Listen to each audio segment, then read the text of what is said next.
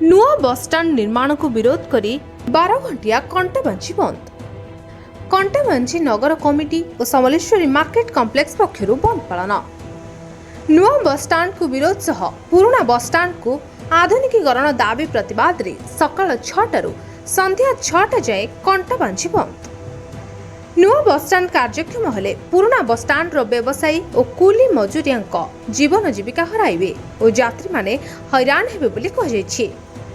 ସେପଟେ କଣ୍ଟାବାଞ୍ଜି ସହର ବାହାରେ ନୂଆ ବସଷ୍ଟାଣ୍ଡ ତିଆରି କରାଯାଇଛି, ଯାହାଫଳରେ ସହରର ଆଭ୍ୟନ୍ତରୀଣ ଟ୍ରାଫିକ୍ ସମସ୍ୟା ଦୂର ହେବା ସହ ଯାତ୍ରୀ ଆଧୁନିକ ସୁବିଧା ପାଇପାରିବା ଲକ୍ଷ୍ୟରେ ରାଜ୍ୟ ସରକାର ନୂଆ ବସଷ୍ଟାଣ୍ଡ ତିଆରି କରାଯାଉଥିବା ଜଣାପଡ଼ିଛି।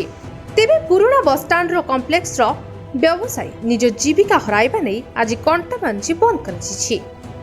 ଶିକ୍ଷାନୁଷ୍ଠାନ ଓ ଜରୁରୀ ସେବାକୁ ଛାଡ଼ି ଆଉ ସବୁକିଛି ବନ୍ଦ ରହିଛି। ଯାନବାହନ ଚଳାଚଳ ମଧ୍ୟ ସମ୍ପୂର୍ଣ୍ଣ ଠପ୍ ହୋଇପଡ଼ିଛି। ବନ୍ଦ ଯୋଗୁଁ ସାଧାରଣ ଲୋକମାନେ ଅନେକ ଅସୁବିଧାର ସମ୍ମୁଖୀନ ହେଉଛନ୍ତି। Bureau report, media voice.